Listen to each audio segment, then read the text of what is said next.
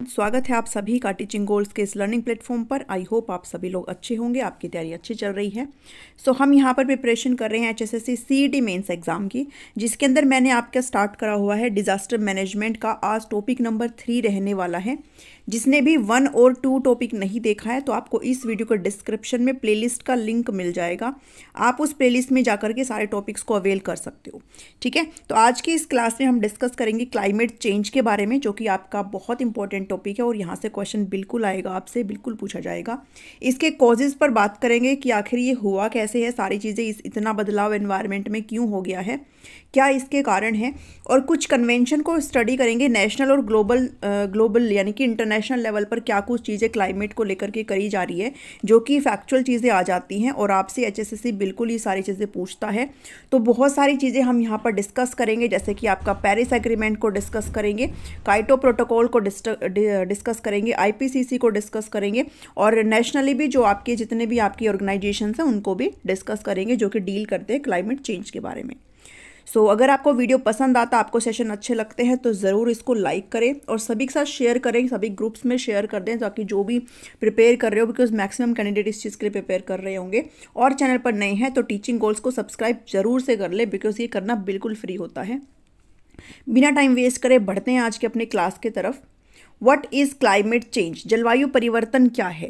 तो ये सभी सारी चीज़ें आप लोग अपनी छोटी क्लासेस से ही पढ़ना स्टार्ट कर देते हैं कि क्लाइमेट चेंज आखिर क्या है, हमारी जलवायु में परिवर्तन हो रहा है। पहले कुछ और चीज़ें थी, अभी बहुत सारे चेंजमेंट आ रहे हैं और वो चेंज किस वजह से आ रहे हैं।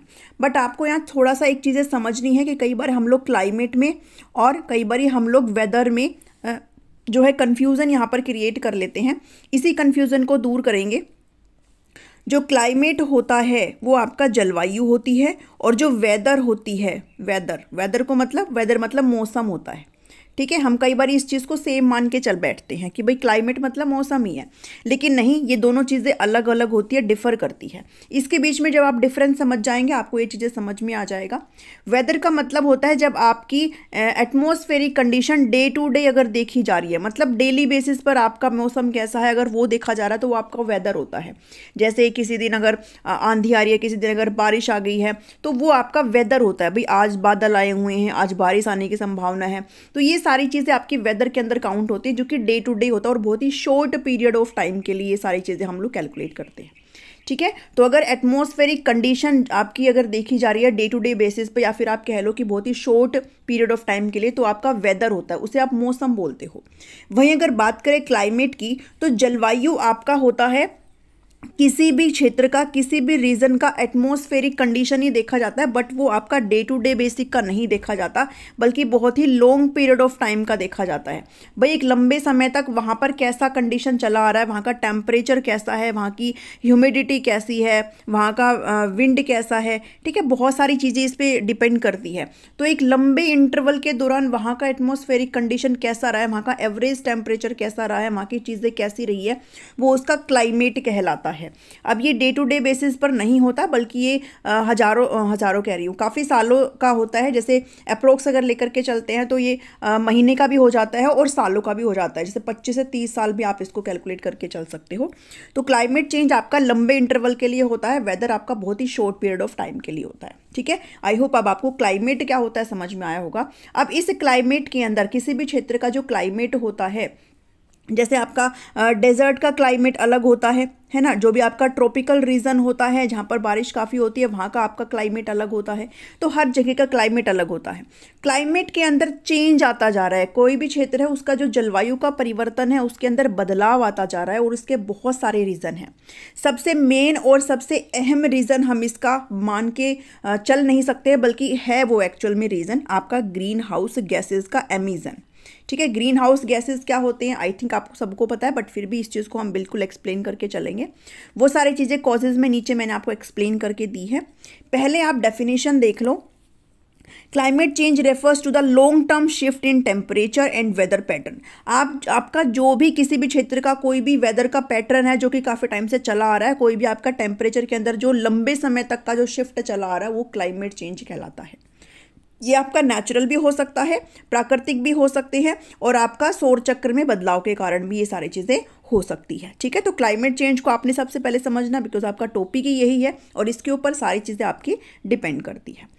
But since 1800 human activities have been the main driver of climate change. अब बिल्कुल ये चीज़ में, इस चीज़ में कोई भी शंका नहीं है कि क्लाइमेट के अंदर अगर बदलाव हुआ है, ग्रीन हाउस गैसेस का अगर इमिशन हुआ है, अगर हमने CO2 का उत्सर्जन बहुत अगर हाई लेवल पर कर दिया है, तो वो ह्यूमन एक्टिविटीज़ की वजह से हुआ है। हमने अपनी मानवीय गतिविधियां इतनी ज़्यादा हद तक बढ़ा दी, हमने पेड़ों को ऐसे कट करना स्टार्ट कर दिया, डिफोरेस्टेशन को जो है स्टार्ट कर दिया है, जिससे हमारा जो CO2 का लेवल है वो हमारे एनवायरनमेंट में इंक्रीज़ हो गया है। और ये आपका एक मेजर ग्रीन हाउस गैस होती है, सबसे ज़्यादा क्वांटिटी होती है इसका ग्रीन हाउस गैसेस की बात करें तो। ठीक है, तो जब ये सारी चीज़ें हो रही है तो टेम्परेचर इंक्रीज़ हो रहा है, और टेम्परेचर इंक्रीज़ हो रहा है तो आपका जो क्लाइमेट का चेंज है वो भी आपका काफ़ी हद तक बढ़ने को देखने को मिल रहा है। तो primary due to burning fossil fuels like कोयल, ऑयल एंड गैसेस, हम बहुत सारी अपने सोर्सेज का इस्तेमाल करते हैं, जितने भी हमारे फोसिल फ्यूल्स होते हैं उनका हम इस्तेमाल करते हैं, जैसे कोयले का इस्तेमाल करते हैं, तेल का करते हैं, गैस का करते हैं, तो ये सारी चीज़ें आपकी फोसिल फ्यूल्स में काउंट होते हैं। ठीक है, और इनसे आपकी ग्रीन हाउस गैसेस का इमिशन होता है, तो इसकी वजह से आपका टेम्परेचर के अंदर क्या देखने को मिल रहा है, चेंज देखने को मिल रहा है। Burning fossil fuels generate greenhouse gas emission that act like a blanket wrapped around the earth trapping the heat। इसका मतलब ये है, जब मैंने आपको TGT के टाइम पर EVS कराई थी तो उसके अंदर ये सारी चीज़ें एक्सप्लेन करी थी, बट आई होप शायद आप में से बहुत सारे लोगों ने वो पेपर ना दिया हो, आप शायद नए हो, तो हम इस चीज़ को फिर से एक्सप्लेन करेंगे कि आखिर ग्रीन हाउस गैसेज होती क्या हैं और आपका ग्लोबल वार्मिंग क्या होता है। ठीक है, ग्रीन हाउस इफेक्ट क्या होता है, ये आपको पता होना चाहिए है। देखो, अपना जो एटमॉस्फेयर है ना, हमारी जो अर्थ है, उसके अंदर ग्रीन हाउस गैस, पहले तो समझो ग्रीन हाउस गैस होती कौन कौन सी है।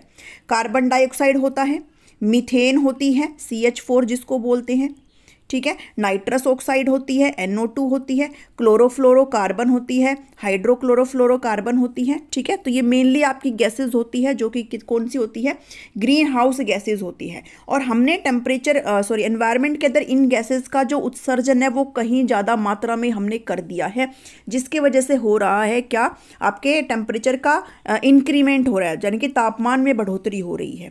और उस तापमान में इंक्रीमेंट के कारण जो भी आपकी ग्लेशियर्स वगैरह वो पिघलने लग रहे हैं। ठीक है, और ये सारी चीज़ क्या कहलाती है, ये आपकी ग्लोबल वार्मिंग कहलाती है। अभी ये सारी चीज़ें हो क्यों रही हैं वो आपने समझना है अच्छे से। देखो, एनवायरनमेंट के अंदर ग्रीन हाउस गैस ऑलरेडी होती है, इनका एक अपना यूज़फुल एग्जाम्पल, इनका अपना एक यूज़फुल कैरेक्टरिस्टिक्स होता है। जैसे मान लो ये हमारा एटमॉस्फेयर है, ठीक है, और ये सन है। सन से जो भी आपकी रेज आती है, जो भी आपकी हॉट रेज आती है, वो आपकी यहाँ से अंदर आकर के कुछ अंदर रह जाती हैं, जो कि आपकी जो ग्रीन हाउस गैसेज होती हैं वो इनको एब्जॉर्ब करने का काम करती है, और कुछ जो है आपकी वो वापस रिफ्लेक्ट होकर के ऊपर चली जाती है। ठीक है, ये हमारा एटमॉस्फेयर है, कुछ आई, कुछ को एब्जॉर्ब कर लिया ग्रीन हाउस गैस ने, और जिसको एब्जॉर्ब नहीं करा वो वापस चली गई। तो पहले क्या होता था, जब हमारी नॉर्मल क्वांटिटी में ग्रीन हाउस गैस थी, तो वो एक नॉर्मल, एक एडिकेट अमाउंट में जो ये जो रेज हैं उनको ट्रैप करती थी, ताकि हमारा जो टेम्परेचर है वो हमारे रहने लायक बना रहे। अगर बिल्कुल कंप्लीटली हम ग्रीन हाउस गैस को ख़त्म कर देंगे ना, तो हमारा टेम्परेचर माइनस में चला जाएगा। ठीक है, और माइनस में चला जाएगा तो हम यहाँ पर कहीं ना कहीं सर्वाइव नहीं कर पाएंगे। तो ग्रीन हाउस गैस का होना ज़रूरी है, बिकॉज ये ट्रैप करने का काम करती है सनलाइट को। बट हमने क्या कर दिया है, ह्यूमन एक्टिविटीज़ की वजह से इनका जो कंसंट्रेशन है उसको बढ़ा दिया है। अगर इनका कंसंट्रेशन बढ़ेगा तो ये और भी ज़्यादा जो रेज है उनको एब्जॉर्ब करने का काम करेगी। यानी कि अब क्या हो रहा है, जब इनका कंसंट्रेशन बढ़ गया है तो जो सन से आपकी जो रेज आ रही है, जो हॉट वेव्स आपकी जो रेज आपकी आ रही है, वो मैक्सिमम यहाँ पर ट्रैप हो रही है और वो बाहर नहीं जा पा रही है। पहले बाहर जा पा रही थी तो एक नॉर्मल टेम्परेचर था, हमारे रहने लायक था, बट अभी इन्होंने मैक्सिमम को ट्रैप कर लिया है। क्यों? क्योंकि ग्रीन हाउस गैस हो ही ज़्यादा गई है, तो जितनी ग्रीन हाउस गैस होगी उतनी ही वो ट्रैप कर लेंगी। तो ट्रैप करने की वजह से हमारा जो ये हमारी जो ये टेम्परेचर है वो नॉर्मल से ज़्यादा होता जा रहा है, मतलब कि इंक्रीज़ होता जा रहा है। और इस टेम्परेचर की वजह से आपका जो ग्लेशियर्स वगैरह है वो पिघलते जा रहे हैं और आपके सी लेवल जो है वो बढ़ता जा रहा है। तो आपका एक ग्लेशियर का पिघलना और जिस तरीके से एनवायरनमेंट को नुकसान हो रहा है वो आपका ग्लोबल वार्मिंग कहलाती है, ठीक है। और इनका ये ऐसे ट्रैप करना ये आपका ग्रीन हाउस इफेक्ट कहलाता है। आई होप अब आपको ये चीज़ें समझ में आई होगी। तो क्लाइमेट चेंज का एकमात्र और सबसे बड़ा रीज़न आपका ग्रीन हाउस गैस का एमिशन है, जो आज के टाइम में बहुत ही एक सोचने वाला और एक संकट वाला विषय बन चुका है, ठीक है। आई होप आपको ये सारी चीज़ें समझ में आई होगी। वो हिंदी में यही लिखा हुआ है कि जीवाश्म ईंधन जलाने से ग्रीन हाउस गैस उत्सर्जन होता है। मतलब ऐसा नहीं है कि आप अगर कोई जैसे फैक्ट्री वगैरह से भी सारी चीज़ें रिलीज हो रही है, जीवाश्म ईंधन यानी कि फॉसिल फ्यूल हम जला रहे हैं उससे भी रिलीज हो रहा है, आपका जो गाड़ियाँ वगैरह चल रही है उनसे भी रिलीज हो रहा है। तो हर तरीके से हमारा जो ग्रीन हाउस गैसेज है ना, ये जो मैंने आपको CO2 बताई, मीथेन बताई, इनका उत्सर्जन यानी कि इनका एमिशन काफ़ी क्वांटिटी में हो चुका है और ये सूरज की गर्मी को फंसाता है और तापमान को बढ़ाता है, मतलब ट्रैप करने का काम करता है। मैंने आपको अभी ऊपर अच्छे से एक्सप्लेन किया है। Increasing temperature caused by climate change are accelerating the melting of ice. Same चीज मैंने बताई है, जैसे आपका टेम्परेचर बढ़ रहा है इससे आपका जो आइस है वो मेल्ट होता जा रहा है, जिससे आपका जो सी लेवल है वो बढ़ता जा रहा है और आपका फ्लडिंग और इरोजन की समस्या यहाँ पर आ रही है, यानी कि बाढ़ और कटाव की समस्या आपको यहाँ पर देखने को मिल रही है, ठीक है। ये कुछ इफेक्ट्स हैं आपके क्लाइमेट चेंज के, ग्रीन हाउस गैस के कुछ इफेक्ट है, ग्लोबल वार्मिंग के इफेक्ट है ये, भाई चीज़ें ऐसे हो रही है आज के टाइम में। आप बात कर लेते हैं major catastrophic events caused by climate change. जलवायु परिवर्तन के कारण कुछ आपदाजनक घटनाएं हो रही हैं, आपने उन घटनाओं को अच्छे से समझना है।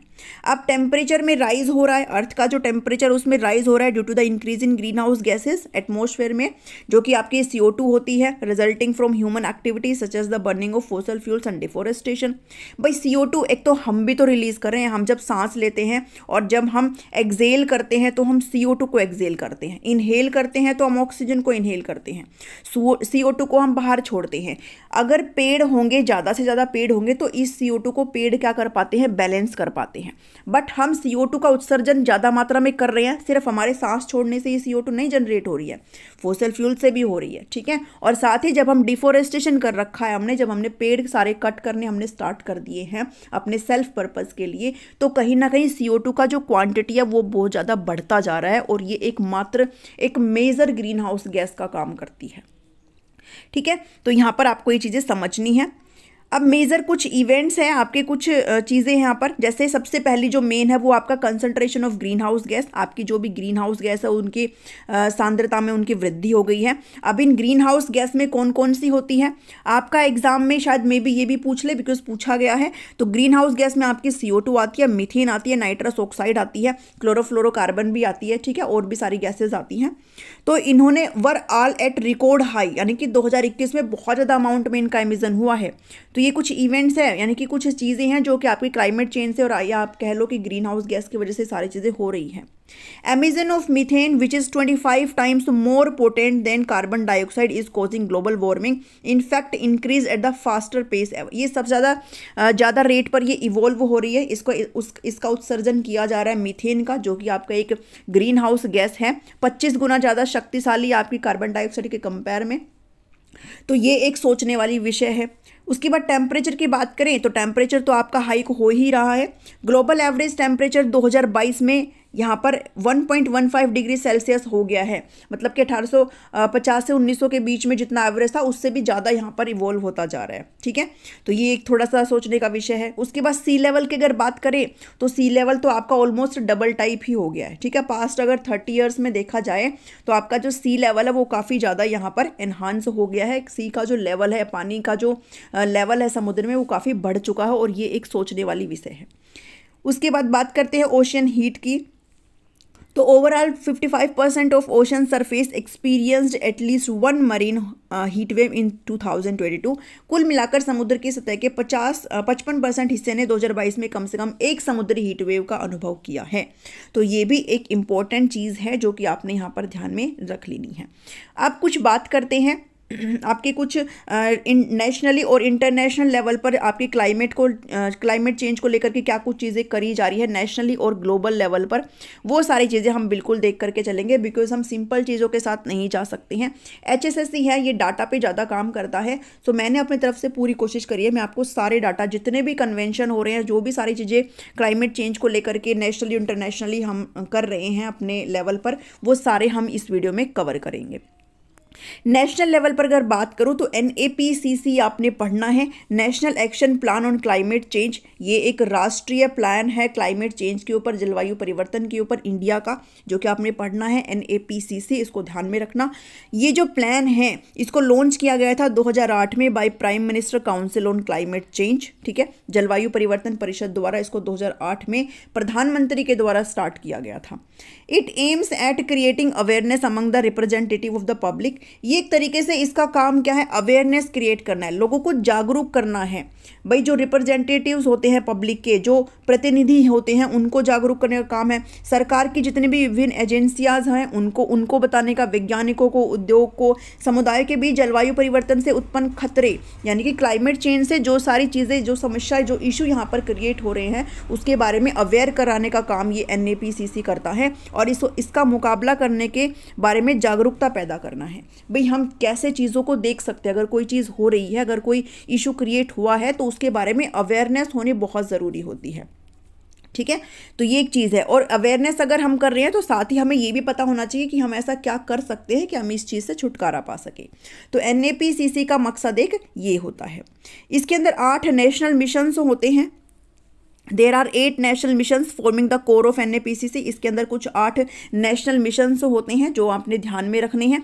और इन 8 मिशन के अंदर आपके कौन कौन से आते हैं, सोलर मिशन आता है, सौर मिशन आता है, आपका national mission for enhanced energy efficiency आता है, उन्नत ऊर्जा दक्षता के लिए राष्ट्रीय mission, national mission on sustainable habit आता है, नेशनल वाटर मिशन आता है, national mission for sustaining the Himalayan ecosystem आता है, और 6 नंबर पर आपका आता है national mission for a green India, एक हरित भारत के लिए राष्ट्रीय मिशन, सतत कृषि के लिए राष्ट्रीय मिशन, और 8 नंबर पर आपका जलवायु परिवर्तन के लिए सामरिक ज्ञान पर राष्ट्रीय मिशन है, ठीक है। क्लाइमेट चेंज के ऊपर आपका नेशनल मिशन है ऑन स्ट्रेटेजिक नॉलेज के लिए।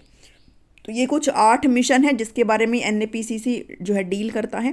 थोड़ा सा इस चीज़ के बारे में भी पढ़ना। अब बात करते हैं इंटरनेशनल एनवायरनमेंट कन्वेंशन के बारे में, अंतर्राष्ट्रीय पर्यावरण सम्मेलन के बारे में। भाई कौन कौन सी चीज़ें इंटरनेशनल लेवल बेस पर हो रही है, और यहाँ से क्वेश्चन काफ़ी पूछे जाते हैं। जब TGT का एग्जाम हुआ था यहाँ से क्वेश्चन आपके पूछे गए थे। तो इंटरनेशनल एनवायरनमेंट कन्वेंशन एक लीगली बाइंडिंग एग्रीमेंट होता है, नेगोशिएट करता है among governments to take action together, यानी कि एक तरीके से जितने भी देश हैं उनको बाइंड अप करने का काम करता है। भाई आप सारे आओ इकट्ठे, उनके प्रतिनिधि आते हैं, सारे इकट्ठे आते हैं, एक मंच पर आते हैं, बैठ करके बात करते हैं कि जो भी थ्रेट, जो भी पर्यावरणीय जो मुद्दे हैं, जो भी पर्यावरणीय एक थ्रेट है, वो कैसे चीज़ें यहाँ पर खराब होती जा रही है उनके बारे में सोचते हैं, कोई सोल्यूशन निकलता है तो उसका एक हल निकालते हैं, ठीक है। तो ये कन्वेंशन क्या काम करती है, बेसिकली एनवायरनमेंट के जितने भी थ्रेट्स होते हैं उनके बारे में डिस्कस करते हैं, और एक जो सॉल्यूशन बन सकता है वो सभी को यहाँ पर सोचना होता है। तो जो आपके पर्यावरणीय एनवायरमेंटल कन्वेंशन है वो ये होते हैं। उसके अंदर जो सबसे पहला हम बात करते हैं, और ये बहुत इंपॉर्टेंट है, United nation framework convention on climate change, UNFCCC। आपने इसके बारे में बहुत ही अच्छे तरीके से याद रखना है, ठीक है। बहुत अच्छे तरीके से इसके बारे में जितना डाटा जुटा सकते हैं आप बिल्कुल जुटाएंगे। पूरा मैंने यहाँ पर प्रोवाइड करने की कोशिश करी है, बट फिर भी अगर आपको एडिशनल जहाँ से भी मिलता है ना, आप वहाँ से बिल्कुल इस चीज़ के बारे में पढ़ लेना। तो UNFCCC का फुल फॉर्म आपको पता होना चाहिए, United nation framework convention on climate change, जलवायु परिवर्तन पर संयुक्त राष्ट्र फ्रेमवर्क कन्वेंशन है ये। इसको साइन किया गया था 1992 में at the United nation conference on environment and development. इसको अर्थ समिट भी बोलते हैं, रियो समिट भी बोलते हैं, रीडो नहीं है, रियो समिट है, रियो कॉन्फ्रेंस, ठीक है। तो आप इनका ये इतने सारे नाम है, अर्थ समिट बोलते हैं, रियो समिट बोलते हैं, रियो कॉन्फ्रेंस है। UNFCCC ये 1992 में आया था at the United nation conference on environment and development. तो ये थोड़ा सा डाटा है, इसको आप बिल्कुल ध्यान में रखेंगे। उसके बाद बढ़ते हैं the UNFCCC entered into force, इसको 1994 में इसको लागू किया गया था और कितनी कंट्रीज इसमें शामिल हुई थी, 197 देश इसके द्वारा इसकी पुष्टि की गई थी। इसमें आपको थोड़ा सा डाटा चेंज देखने को मिल सकता है, कई बार 195 भी देखने को मिलेगा, है ना। तो आप ऑल ओवर आप 200 के अराउंड मान के चल सकते हो। 195 कहीं पर देखने को मिल सकता है, 196 देखने को मिल सकता है, ठीक है। तो कुछ देश है जो इसके अंदर यहाँ पर चीज़ें लाए गए थे। अब इनकी ना बैठकें होती हैं, और जब बैठकें होती हैं तो वो आपका COP कहलाता है, कॉन्फ्रेंस ऑफ पार्टीज कहलाता है। जो फर्स्ट बैठक हुई थी COP1 कहलाता है, सेकंड हुई COP2 कहलाया। अभी रिसेंटली COP27 हुई है इजिप्ट के अंदर, ठीक है। COP26 आपके UK के अंदर हुई है, और उनको भी सारी चीज़ें आगे जो है आगे जा करके पढ़ेंगे, और इंडिया का उसके अंदर क्या योगदान रहा है वो भी सारी चीज़ें हम देखेंगे, ठीक है। बल बेसिक अभी हम कुछ बेसिक चीज़ें कर रहे हैं कि ये 1994 में लागू हुआ था UNFCCC, और कुछ इतने देश इसके अंदर आते हैं जो कि इसकी कॉन्फ्रेंस ऑफ पार्टीज आ जाती है, ठीक है। It is the parent treaty of, अब एक पेरिस एग्रीमेंट आया था और एक काइटो प्रोटोकॉल आया था, इसके बारे में आपने पढ़ा भी होगा। 1997 का एक काइटो प्रोटोकॉल था और 2015 का पेरिस एग्रीमेंट है। ये दोनों एग्रीमेंट किसके तहत आते हैं, ये दोनों एग्रीमेंट UNFCCC के तहत ही आते हैं। यानी कि UNFCCC जो है एक पेरेंट ट्रीटी है, क्या है, एक मूल संधि है, और इसके तहत ही आपके ये दोनों एग्रीमेंट आते हैं, ठीक है। और इन दोनों को हम अच्छे से नीचे से समझेंगे। ये एक पेरेंट ट्रीटी है किसका, 2015 का पेरिस एग्रीमेंट, जो कि कहीं ना कहीं कामयाब नहीं रहा, और काइटो प्रोटोकॉल इससे पहले आया था 1997 का, ठीक है। तो ये दोनों चीज़ों को पहले देखेंगे। सबसे पहले काइटो प्रोटोकॉल आया था, तो इसको सबसे पहले देखेंगे काइटो प्रोटोकॉल को। Kyoto protocol is an international agreement linked to the UNFCCC, है ना। ये इसका पेरेंट जो है ट्रीटी है, इसका मूल संधि कौन है, UNFCCC है किसका, काइटो प्रोटोकॉल का, जो कि 1997 में आया था। Which commits is parties by setting internationally binding emission reduction target. मतलब एक तरीके से ये क्या काम करता है कि भाई जो आपके ग्रीन हाउस गैसेस का एमिशन है उसको रिडक्शन के बारे में सोचता है, भाई इसको हम कैसे कम कर सकते हैं। बहुत ज़्यादा हमने गैसेस का जो एनहांसमेंट है वो कर रखा है, गैसेस का बहुत ज़्यादा एमिशन हो रहा है। कहीं ना कहीं सारी पार्टियाँ, जितने भी कंट्रीज होते हैं, जितने भी देश हैं, वो सारे आपस में मिलते हैं, एक दूसरे के साथ डिस्कस करते हैं, चीज़ों को, इशू को डिस्कस किया जाता है। तो काइटो प्रोटोकॉल आपका UNFCCC से आपका कहीं ना कहीं संबंधित है। काइटो प्रोटोकॉल को अडॉप्ट किया गया था काइटो जापान में 1997 में, और इसको लाया गया था, एंटर्ड किया गया था फोर्स में 2005 में। ये भी आप ध्यान में रखेंगे। It recognize that developed countries are principally responsible. जो डेवलप्ड कंट्री है, यानी कि जो विकसित देश है, विकासशील नहीं, जो ऑलरेडी डेवलप्ड हो चुके हैं, वो कहीं ना कहीं जिम्मेदार है, रिस्पॉन्सिबल है, जो करंटली जो लेवल हो चुका है ग्रीन हाउस गैसेस का। यानी कि राइट नाउ जो ग्रीन हाउस गैस इवोल्व हो रही है, जो उनका उत्सर्जन हो रहा है, उनके लिए कौन जिम्मेदार माने गए हैं, उनके लिए जो डेवलप्ड कंट्री है, जो विकसित देश है, उनको माना गया है, ठीक है। तो ये एक आप थोड़ा सा एक चीज़ ध्यान में रख लेना। काइटो प्रोटोकॉल के कुछ 2 फेज़ होते हैं, कैसे काम करता है ये। फेज़ 1 में कहा गया कि एक टारगेट देता है कटिंग डाउन एमिशन 5%, यानी कि जो आपका ग्रीन हाउस गैसेस का एमिशन है उसको 5% तक कम कर देंगे। 2005 से 2012 का फेज़ 1 था, ये चरण 1 था। और फेज़ 2 कहता है 2013 से 20 तक gave the target of reducing emission by at least 18%, यानी कि कम से कम 18% तक कर देंगे, ठीक है। 2013 से 20 तक का था ये। तो ये पहले था, ये कहीं ना कहीं जो है लाया नहीं गया, ये चीज़ थोड़ा सफल नहीं हुई। उसके बाद आपका पेरिस एग्रीमेंट आया था, ठीक है। तो इसके अंदर 2 चरणों में बात करने की कहा गया था कि फेज़ 1 होगा और फेज़ 2 होगा, जिसके अंदर आपका एमिशन है उसको रिड्यूस किया जाएगा। पहले में 5% कहा गया, दूसरे में 18% कहा गया। कहीं ना कहीं चीज़ें इसमें लागू नहीं हुई। उसके बाद आपका आता है पेरिस एग्रीमेंट। अब बात कर लेते हैं पेरिस एग्रीमेंट के बारे में। काइटो प्रोटोकॉल के बाद आपका जस्ट आया था Paris agreement. Paris agreement replace करता है किसको, आपके काइटो प्रोटोकॉल को रिप्लेस करता है। और इसका भी जो पेरेंट ट्रीटी है वो आपका UNFCCC है, ये भी ध्यान में रखना। ऊपर मैं आपको ऑलरेडी बता चुकी हूँ। इसको अडॉप्ट किया गया था 2015 के अंदर, ठीक है। तो ये ध्यान में रखना। और कौन सी कॉन्फ्रेंस ऑफ पार्टीज के तहत इसको अडॉप्ट किया गया था, it was adopted in UNFCCC COP21। मैंने आपको बताया ना कि COP का मतलब होता है क्या, कॉन्फ्रेंस ऑफ पार्टीज, यानी कि कितने देश भाग ले रहे हैं, ठीक है। कॉन्फ्रेंस ऑफ पार्टी की जब पहली बैठक हुई तो उसको 1 बोलते हैं, दूसरी हुई तो 2, तीसरी हुई तो 3, तो 21 हुई, मतलब 21वीं थी ये, ठीक है। और अभी रिसेंटली आपके नवंबर में 27वें नंबर की हुई है इजिप्ट के अंदर, ये भी आप ध्यान में रख सकते हो, मे भी आपसे पूछ ले। और 26 वाली आपकी कहाँ हुई थी, UK के अंदर, ठीक है। तो COP21 के अंदर इसको अडॉप्ट किया गया था। किसको, पेरिस एग्रीमेंट को। कहीं ना कहीं ये भी फेल हुआ, इस चीज़ को भी कहीं ना कहीं जो देश है वो इम्प्लीमेंट नहीं कर पाए, जो कुछ चीज़ें इसके तहत बताई गई थी वो हम लोग नहीं इम्प्लीमेंट कर पाए, जितने भी देश हैं। आगे बात करेंगे इसके बारे में। It replace the Kyoto protocol which was an earlier agreement to deal with climate change. Climate change से डील करने के लिए जो पहले एग्रीमेंट आपका काइटो प्रोटोकॉल आया था उसको रिप्लेस करता है आपका Paris agreement.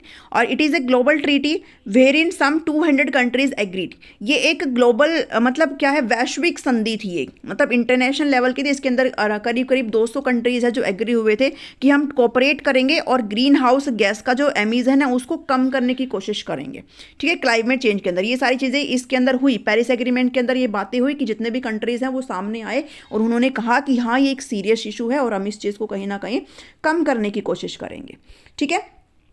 It seeks to limit global warming to well below 2 degrees Celsius, preferably to 1.5 degree Celsius. Paris agreement के तहत, ये बहुत इंपॉर्टेंट चीज़ है, पेरिस एग्रीमेंट के तहत क्या बोला गया कि आपने ग्लोबल वार्मिंग को कम करना है, यानी कि जो ग्लोबल वार्मिंग हो रहा है, जो ग्रीन हाउस गैस का रिडक्शन हो रहा है, जो ग्लोबल वार्मिंग हो रहा है, इसको आपने कोशिश करना है 2 डिग्री सेल्सियस तक कम करने का।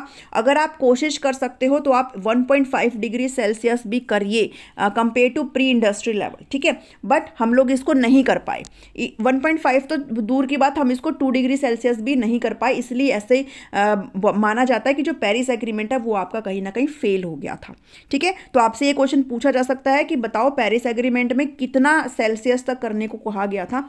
तो पेरिस एग्रीमेंट के अंदर कहा गया था 2 डिग्री सेल्सियस इसको हमने करना है, ठीक है, अधिमानत, और 1.5 डिग्री सेल्सियस तक सीमित करने का प्रयास हमें करना है। मतलब कि आप कोशिश करो कि आप 1.5 तक कर लो, ठीक है। चलिए अब उसके बाद देखते हैं इसके अंदर क्या कुछ चीज़ें आती है, कैसे वर्क करता है।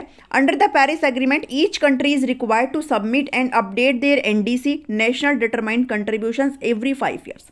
पेरिस एग्रीमेंट के तहत कहा गया कि हर देश को अपना जो है अपना एक प्लान प्रिपेयर करना है कि भाई आप सारी चीज़ें कैसे मैनेज करेंगे, एक आपको ढांचा बना करके देना है, ठीक है। पेरिस एग्रीमेंट के तहत जितने भी आपके कंट्रीज आते हैं, जितने भी आपके पार्टीज आते हैं, उन सबको ये कहा गया कि आप अपनी एनडीसी सबमिट करेंगे। एनडीसीज का मतलब होता है एक प्लान आप बनाएंगे 5 साल का, ठीक है। हर 5 साल में आप ये सारी चीज़ें बताएंगे, आप अपने प्लान को आउटलाइन करेंगे to reduce green house gas emission and adapting to climate change, यानी कि आप कैसे सारी चीज़ें मैनेज करेंगे, हमें आप अपना ये प्लान बना करके देंगे, ठीक है। तो ये आपका अंडर पेरिस एग्रीमेंट कहा गया था। जिस चीज़ को लागू नहीं कर पाई, जो कंट्रीज थी वो यहाँ पे नहीं कर पाई इस चीज़ को लागू।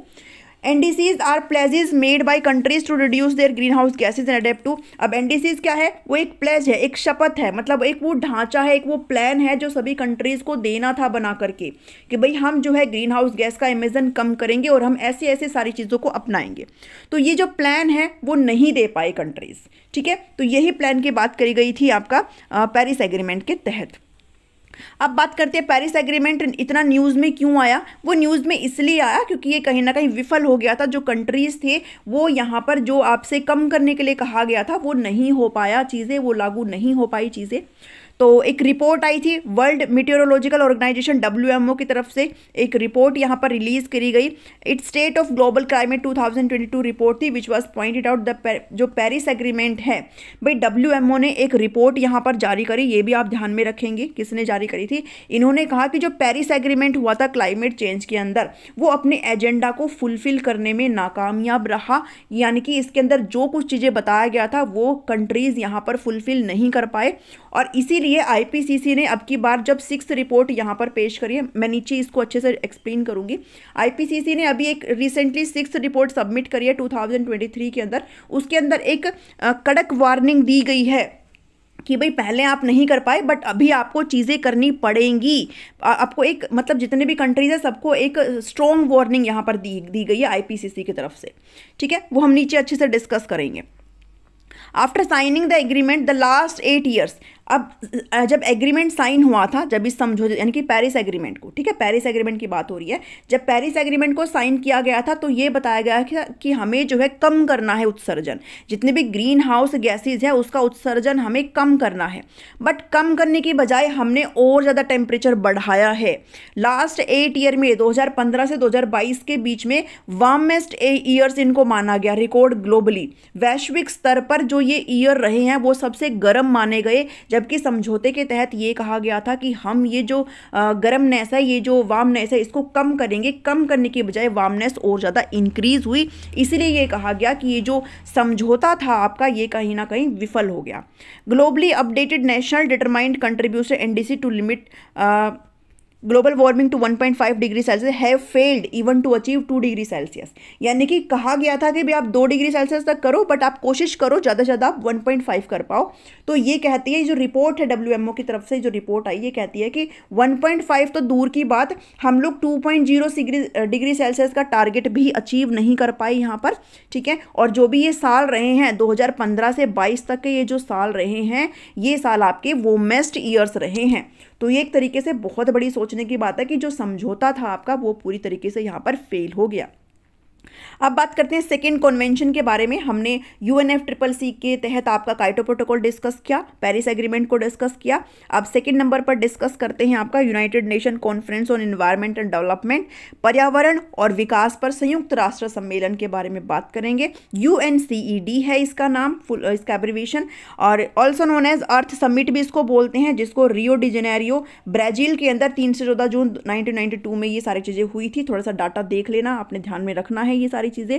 Global conference was held on the occasion of 20th anniversary of first human environment conference in Stockholm. ये डाटा ही है, आपने ध्यान में रख लेना है, इसको भी आप पढ़ लेना अच्छे से। ठीक है, The summit concluded that the concept of sustainable development was an attainable goal for all the people of world. Sustainable development SD की बात करी गई है। SD कितने होते हैं आपके? 17 SD की बात करी गई है, यानी कि सस्टेनेबल डेवलपमेंट के कुछ गोल्स हैं और ये 17 गोल की बात करी जाती है। ठीक है, और जब क्लाइमेट चेंज की बात आती है तो जो आपका SD नंबर 13 है वो आपका क्लाइमेट चेंज के बारे में ही बात करता है। ये भी आप जरूर ध्यान में रखना। ठीक है, ये भी आप बिल्कुल ध्यान में रखेंगे। ये पूरे 17 के 17 गोल मैंने आपको करवाए हुए हैं, आप जाकर के देख सकते हो। EVS का प्लेलिस्ट मिल जाएगा आपका, अगर आप चाहेंगे तो आप, अगर हो सकता है शायद आगे भी जो है इस सिलेबस में भी दिया हो डिजास्टर मैनेजमेंट में, अदरवाइज EVS में तो है। ठीक है, तो फिर हम ये सारी चीज़ें यहाँ पर देखेंगे। EVS के अंदर आपको वहाँ पर मैं डाल दूंगी जो आपका प्लेलिस्ट बनाई जाएगी। तो सस्टेनेबल डेवलपमेंट, कुछ 17 सस्टेनेबल डेवलपमेंट है जो कि कहीं ना कहीं एक सतत विकास के बारे में बात करते हैं। और उसके बाद हम जो थर्ड नंबर पर बात करते हैं वो आपका UN वर्ल्ड समिट है, संयुक्त राष्ट्र विश्व शिखर सम्मेलन है। 2005 का world summit which took place at United nation headquarter New York brought together more than 170 heads of state and government. यानी कि ये आपका वर्ल्ड समिट था 2005 का, जो कि आपका कहाँ पे हुआ? न्यूयॉर्क इसका हेडक्वार्टर है, और करीब करीब more than 170 heads of state and government यहाँ पर आए, मतलब प्रमुख। ठीक है, इनके प्रमुख आए एक साथ, सारी चीज़ें, और सब किसके बारे में? क्लाइमेट के बारे में ये सारी चीज़ें। ठीक है, क्लाइमेट के ऊपर सब लोग इकट्ठे हुए आकर के सब ने डिस्कस किया चीज़ों को। At the summit world leader agreed to intervene on a variety of fronts to address major. इन सभी ने क्या किया? इन सभी ने आगे अगर के एग्री हुए कि भाई हमें जो जितने भी आपके मेजर ग्लोबल इशू है, जो भी वैश्विक स्तर के जो मेजर पर्यावरणीय मुद्दे हैं, उनके ऊपर बात करी इन्होंने आकर के। तो ये भी आप थर्ड नंबर पर आप ध्यान में रख सकते हो। उसके बाद बात करते हैं हम IPCC की, inter governmental panel on climate change, जिसने अभी हाल ही में अपनी 6th रिपोर्ट पेश करी है, जो कि एक थोड़ी सी वार्निंग वाला साइन दे करके जाता है। इसको आपने बहुत ही अच्छे तरीके से करके जाना है। ठीक है, inter governmental panel IPCC climate change. चलिए, it is the international body for assessing the science related to climate change. Climate change के बारे में ही है, या मतलब एक तरीके से आकलन करने का काम करता है भाई क्लाइमेट के अंदर सारी चीज़ें कैसे क्या कुछ हो रही है, पॉलिसीज़ वगैरह बनाता है। It was setup in 1988 by the WMO। हमने ऊपर अभी WMO को डिस्कस किया ना, जिसने अपनी एक रिपोर्ट पेश करी थी कि आपका जो पेरिस एग्रीमेंट है वो कहीं ना कहीं विफल हो गया। तो WMO के द्वारा ही इसको सेटअप किया गया है IPCC को 1988 में, ये भी आप ध्यान में रखेंगे। And United Nation environment programme UNEP। ठीक है, किसके द्वारा? WMO के द्वारा, और UNEP United Nation environment programme UNEP के द्वारा, to provide policy maker with regular assessment of scientific basis of climate change. इसके इम्पैक्ट के बारे में, इसके फ्यूचर रिस्क के बारे में सोचेंगे भाई जितना भी क्लाइमेट चेंज हो रहा है उसके फ्यूचर रिस्क क्या है, हम कैसे सारी चीज़ों को अडेप्ट करेंगे और कैसे इसका हम समाधान निकालेंगे। इस सब चीज़ों को डील करने का काम करता है आपका IPCC, एक तरीके से सारी चीज़ों को देखता है। ठीक है, IPCC assessments provide a scientific basis for government at all level to develop climate related policies. जितने भी आपकी जलवायु से रिलेटेड जो भी आपकी नीतियां होती है उनके बारे में। And underline negotiation at the UN climate conference. Conference, the United nation framework, UNFCCC की बात करी गई है। ठीक है, तो ये आपकी कुछ चीज़ें हैं जो ध्यान में रख लेनी है, इसको भी आपने सही से देख लेना है। आपके लिए एक एक लाइन बहुत इंपॉर्टेंट है, जो कुछ मैंने यहाँ पर लाया बहुत ही निचोड़ करके लाया है आपके लिए, और एक एक लाइन आपके लिए बहुत इंपॉर्टेंट है। बुक की तरह नहीं है कि अगर आपने कुछ भी छोड़ दिया तो आपका काम चल जाएगा, नहीं, एक एक लाइन बहुत इंपॉर्टेंट है, कुछ भी एक्स्ट्रा नहीं है यहाँ पर। ठीक है, वीडियो को ज़रूर लाइक करना, शेयर करना सभी के साथ, और सब्सक्राइब कर लो अगर नहीं किया है तो। IPCC असेसमेंट रिपोर्ट, एक जो IPCC है जो हमने बात करी है, जिसको WMO की तरफ से और UNEP की तरफ से यहाँ पर बनाया गया था 1988 में, ये एक रिपोर्ट यहाँ पर देता है। ठीक है, every few years, about 7 years, IPCC produce assessment report, यानी कि करीब करीब 7 साल के बाद IPCC जो है अपनी रिपोर्ट को प्रोड्यूस करता है, और हाल ही में इसने अपनी 6 नंबर की रिपोर्ट दी है क्लाइमेट चेंज के बारे में। ठीक है, तो सो फार यहाँ पर अभी तक इसने 6 रिपोर्ट्स अभी तक प्रोड्यूस कर दी है। पहली जो रिलीज़ करी गई थी वो 1990 में करी गई थी, और छठी जो रिपोर्ट दी गई है वो अभी फरवरी 2023 में ही जारी करी गई है। और लेटेस्ट रिपोर्ट की अगर माने तो climate change 2023 synthesis report, the intergovernmental panel on climate change IPCC ने अपनी एक फाइनल वार्निंग दी है, अपनी एक अंतिम चेतावनी दी है सभी कंट्रीज़ को, सभी पैनल को, that the emission curve is not bending yet, यानी कि जो आपका उत्सर्जन का जो ये लेवल है वो आपका ख़त्म नहीं हुआ है, वो आपका बिल्कुल भी कम नहीं हुआ है। हाल के जो पिछले साल गए हैं वो बहुत ही गर्म साल गए हैं, जबकि होना नहीं चाहिए था ऐसा। ठीक है, तो इन्होंने अपनी एक फाइनल वार्निंग जारी करी है अपने 6th रिपोर्ट में। आप इस डाटा को बिल्कुल ध्यान में रखना, एक एक चीज़ जो मैं बोल रही हूँ ना बहुत इंपॉर्टेंट है आपके लिए। On the contrary, between 2010 and 2009 we experience the highest level of emission, यानी कि 2010 से 2019 के बीच में सबसे ज़्यादा एमिशन हुआ है ह्यूमन हिस्ट्री के अंतर्गत। ठीक है, सबसे ज़्यादा उत्सर्जन हुआ है। किसका उत्सर्जन हुआ है? ग्रीन हाउस गैसेस का उत्सर्जन हुआ है। और रिपोर्ट की अगर माने तो limiting global warming to 1.5 degree Celsius requires a peak before, इन्होंने एक डेडलाइन दे दी है कि आपने अपना जो ग्लोबल वार्मिंग है उसको लिमिट करना है 1.5 डिग्री सेल्सियस तक। कब तक? 2025 से पहले। और अपना एमिशन को 43% कम करना पड़ेगा 2030 से पहले, और 60% करना पड़ेगा 2035 से पहले, और reach net zero in early 2050। Net zero आपने अपना एमिशन करना पड़ेगा 2050 से पहले। नेट जीरो क्या होता है अभी आपके साथ डिस्कस करेंगे। नेट जीरो का मतलब होता है जो भी आपके ग्रीन हाउस गैसेस का एमिशन है इसको हम बैलेंस करेंगे। नेट जीरो का मतलब ये नहीं है कि आपने एमिशन को जीरो कर दिया, ऐसा तो हो नहीं सकता ना, चीज़ें बहुत सारी होती है जो चलती रहती है, और एमिशन तो होता है। बट नेट जीरो का मतलब है अगर आप यहाँ पर थोड़ा एमिशन अगर कर रहे हो, अगर आप CO2 का उत्सर्जन कर रहे हो, अगर आप मीथेन का उत्सर्जन कर रहे हो, तो आप कुछ ऐसा करिए कि आप इसको ख़त्म भी कर रहे हो। आप एनवायरमेंट से इतना ही CO2, इतनी ही आप जो ग्रीन हाउस गैस है उसको जो है ख़त्म भी कर रहे हो, तो वो आपका नेट ज़ीरो कहलाता है। ठीक है, और इंडिया का अपना एक टारगेट है कि 2070 तक इंडिया ने भी अपना टारगेट जो है पेश करा है UNFCCC को।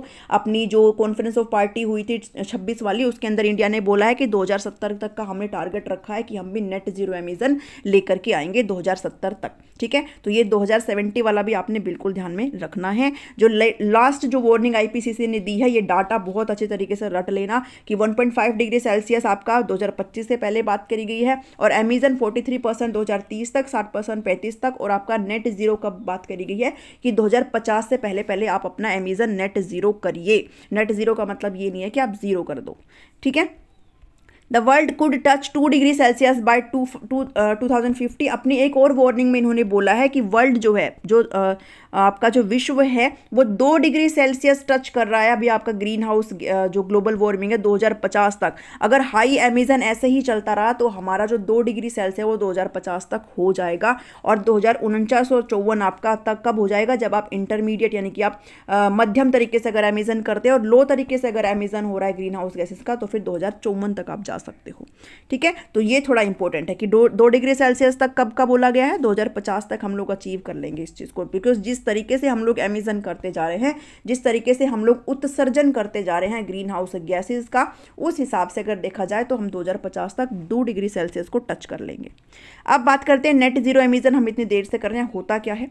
It is refer to as carbon neutrality. Carbon neutrality होता है इसका मतलब कार्बन तटस्थता होता है। इसका मतलब ये नहीं होता कि country would bring down its emission to zero. ऐसा हो नहीं सकता कि कोई भी देश अगर एमिजन ही ना करे, ऐसा हो नहीं सकता भाई। एमिजन तो होगा, बिकॉज चीज़ें भी तो चलनी है ना, कोई भाई लाइफ भी तो चलेगी, तो एमिजन ना हो ऐसा हो नहीं सकता है। तो इसका मतलब ये नहीं होता कि आप अपना एमिजन को जीरो कर दो, बल्कि इसका मतलब क्या होता है, इसका मतलब ये होता है कि जितने भी all man made green house gas emission है इसको रिमूव कर दे फ्रॉम द एटमॉस्फेयर। अगर आप यहाँ पर थोड़ा सा ग्रीन हाउस गैस इवॉल्व कर रहे हो तो आप कुछ ऐसा तरीका लाइए, या तो आप ज़्यादा से ज़्यादा पेड़ लगाइए, या फिर आप कूलिंग वाला सिस्टम को लेकर के आइए, तो आप उतनी ही अमाउंट में अपनी जो ग्रीन हाउस गैस है उसको भी एनवायरनमेंट में बैलेंस कर दें। ठीक है, तो बैलेंस करना इसका मतलब होता है नेट जीरो का। मोर देन 70 कंट्रीज़ ने प्रॉमिस कर दिया है कि उनका नेट जीरो हो जाएगा by the middle of the century, 2050 तक। बहुत सारी कंट्रीज़ ने ये प्रॉमिस कर दिया है कि 70 से ज़्यादा देशों ने यहाँ पर बोल दिया है कि 2050 तक वो नेट जीरो वाला एमिजन कर देंगे। और इंडिया ने भी अपना प्रॉमिस किया है कि वो कट कर देगा अपने एमिजन को to net zero by 2070 at the COP 26 COP, यानी कि UNFCCC का जो कॉन्फ्रेंस ऑफ पार्टी है ना, जो सारे मिल करके आपस में बात करते हैं, तो वो जो 26 नंबर की UK के अंदर हुई थी, उसके अंदर भारत ने बोल दिया था कि भाई हम 2070 तक अपना नेट जीरो एमिशन यहाँ पर कर देंगे। ठीक है, तो ये इंपॉर्टेंट है। ये करंट सिचुएशन की अगर बात करें तो several countries more than 100 have already announce their intention to achieve net zero emission by 2050। बहुत सारी कंट्रीज ने कर दिया, ऑलमोस्ट जो 100 के अराउंड कंट्रीज उन्होंने बोल दिया भाई हम 2050 तक हम नेट जीरो कर देंगे, बिकॉज फाइनल वार्निंग जो है जारी करी जा चुकी है। और दीज इंक्लूड मेजर एमिटर्स, इनमें से जो आपके मेजर एमिटर्स होते हैं, मेजर उत्सर्जक जो कंट्रीज है, जो सबसे ज़्यादा उत्सर्जन करती है, जैसे आपका यूनाइटेड स्टेट हो गया, चाइना हो गया, यूरोपियन यूनियन हो गया, इन सभी ने बोल दिया भाई हम ये सारी चीज़ें करेंगे। और इंडिया भी तीसरा सबसे बड़ा एमिटर है वर्ल्ड का, इंडिया पीछे नहीं है, तो इंडिया भी तीसरा सबसे बड़ा है और 2070 तक का टारगेट इंडिया ने रखा है। IPCC has informed that a global net zero by 2050 was the minimum required to keep the temperature rise to 1.5 degree Celsius. IPCC ने इन्फॉर्म किया है कि अगर आप नेट जीरो 2050 तक करते हो तो आपका ये मिनिमम टारगेट है, ताकि आपका जो टेम्परेचर है वो कब तक 1.5 डिग्री सेल्सियस तक किया जा सके। और बिना इंडिया के ये पॉसिबल नहीं है। क्यों पॉसिबल नहीं है? क्योंकि हम लोग 3rd नंबर पर सबसे ज़्यादा एमिट करते हैं, तो हमारे बिना तो कोई चीज़ पॉसिबल है नहीं। ठीक है, तो बिना इंडिया के ये चीज़ पॉसिबल नहीं है। तो 2050 तक का टारगेट IPCC ने दिया है कि अपना नेट जीरो लेकर के आओ। उसके बाद चाइना कहता है वर्ल्ड इसका सबसे बड़ा एमिटर है, वर्ल्ड का सबसे बड़ा एमिटर कौन है? चाइना है। हैज़ ए नेट जीरो गोल, इसने चाइना ने भी 2060 का अपना लक्ष्य रख दिया है। और असेसमेंट रिपोर्ट जो IPCC की आती है वो 3 वर्किंग ग्रुप में आती है। थोड़ा सा और एडिशनल चीज़ें मैंने आपके लिए रख दी है, 3 वर्किंग ग्रुप में आती है, जिसके अंदर ग्रुप 1 होता है वो आपका डील करता है scientific basis for climate change के बारे में। और ग्रुप 2 यहाँ पर वर्किंग ग्रुप 2 बात करता है कि जितने आपके इम्पैक्ट्स होते हैं, जो भी आपके प्रभाव हैं, कमजोरियां है और अनुकूलित मुद्दे हैं आपके एनवायरनमेंट के, उनको बारे में देखता है। और ग्रुप 3 यहाँ पर डील करता है कि क्या क्या हम लोग एक्शन ले सकते हैं, क्लाइमेट चेंज से निपटने के लिए हम लोग क्या एक्शन ले सकते हैं। तो जब IPCC अपनी रिपोर्ट जारी करता है तो ये कुछ 3 वर्किंग ग्रुप होते हैं जो आपस में काम करते हैं। इस बेस पे आपकी रिपोर्ट यहाँ पर जारी की जाती है। हाल ही में फरवरी में 2023 में 6 रिपोर्ट यहाँ पर सबमिट करी है IPCC ने। ठीक है, तो आज की वीडियो में इतना ही था भाई। आई होप आपको यहाँ पर वीडियो अच्छा लगा होगा। अगर अच्छा लगा है तो लाइक ज़रूर करना, ताकि मुझे भी पता चल जाए, है ना। बहुत मेहनत लगती है सारे डाटा इकट्ठा करने में। और बस ये लगा लो कि कल संडे को वीडियो नहीं आई, मतलब मैंने ये इतनी ज़्यादा इसमें टाइम लगाया है ना, क्योंकि डाटा इधर उधर से इकट्ठा करना बहुत टाइम लग जाता है। अपना फीडबैक देना, मुझे कमेंट करके बताना कैसे लगी आज की वीडियो को पूरा देखा करो, अपने नोट्स बना लो अच्छे से, ताकि आपको एंड टाइम में रिवाइज ना करना पड़े। और फटाफट से चैनल को सब्सक्राइब कर लो अगर टीचिंग गोल्स को सब्सक्राइब नहीं किया है तो, बिकॉज हम डिजास्टर मैनेजमेंट के बाद आपकी जितने भी EVS के टॉपिक्स हैं वो भी जल्दी से कवर कर लेंगे। और आपका जो भी आपका GK है ना, वो ऑलरेडी मैंने एक प्लेलिस्ट बनाई हुई है, आप वहाँ से देख सकते हो। ठीक है, और अगर आपका रोड सेफ्टी भी आता तो वो